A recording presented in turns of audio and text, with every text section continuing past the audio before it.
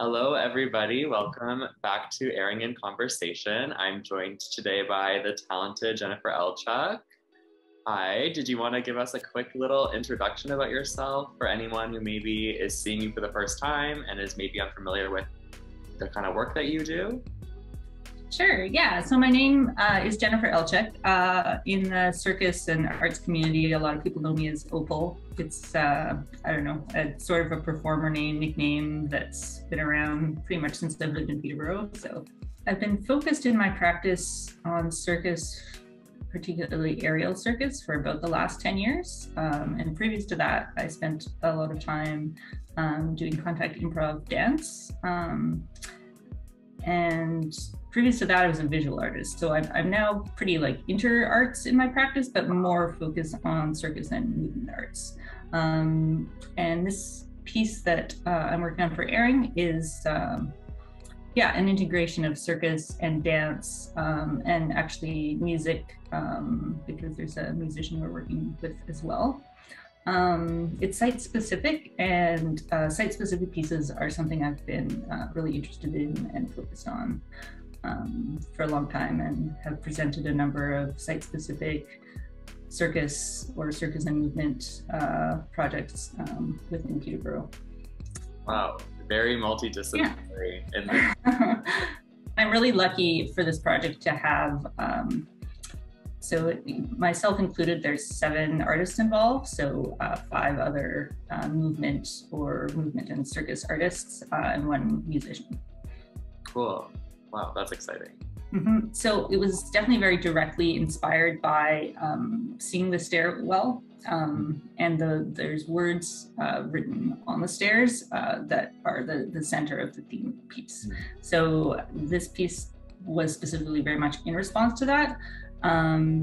However, that it really builds on work I've been involved with previously, with my mentor, Brandy Leary. So there was a project where we did work with inserting bodies in strange ways into stairs, as well as climbing ropes rigged off of a public building. So it was again in kind of site-specific work with stairs and ropes. That work involved themes connected to accessibility, but this piece is more focused on that. Right. And how has this piece developed over time? Because I know you began working on it in 2020. It's such a strange process. I mean, it's always great to have time to let stuff kind of percolate. And I tend to like having, time to really ruminate and let stuff evolve. But this has been so drawn out because normally, usually call-outs are around a year, and this one, for whatever reason, I guess it's just the nature of the Erring project with securing the building and all that. So the call-out was 2 years in advance. And I was like, oh, okay, that's a while to think ahead. And then it's been delayed another whole year. So it's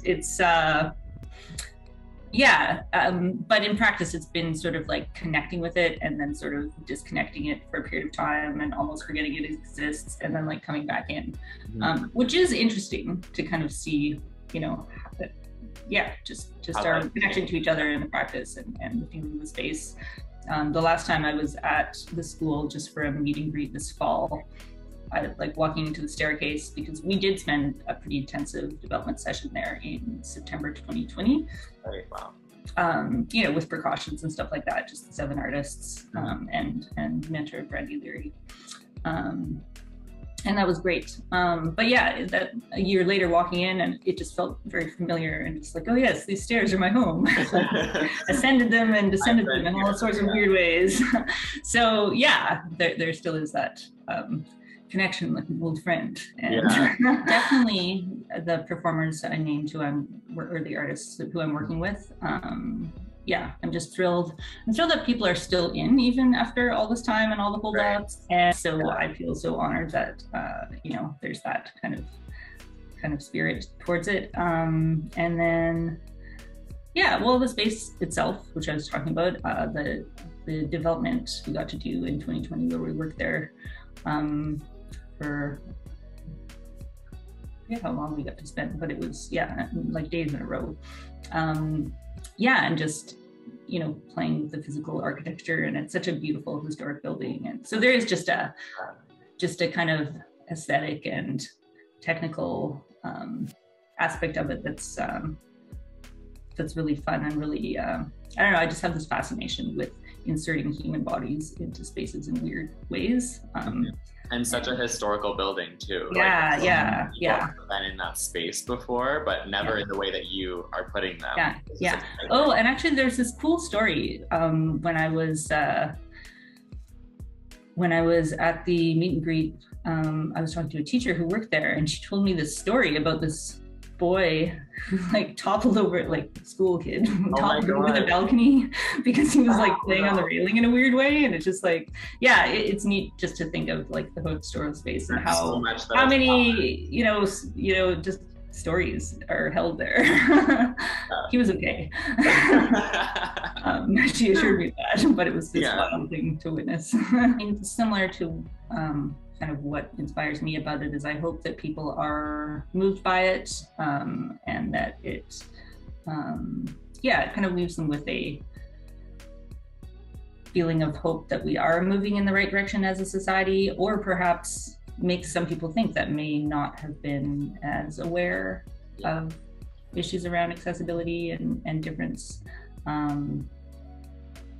So I hope that really lands, and for sure, and that people have that kind of emotional response to it that helps them move forward in positive ways. Yeah, I'm sure they will. I'm personally very excited to see it unfold and see it come to life. So thanks so much. Thank you.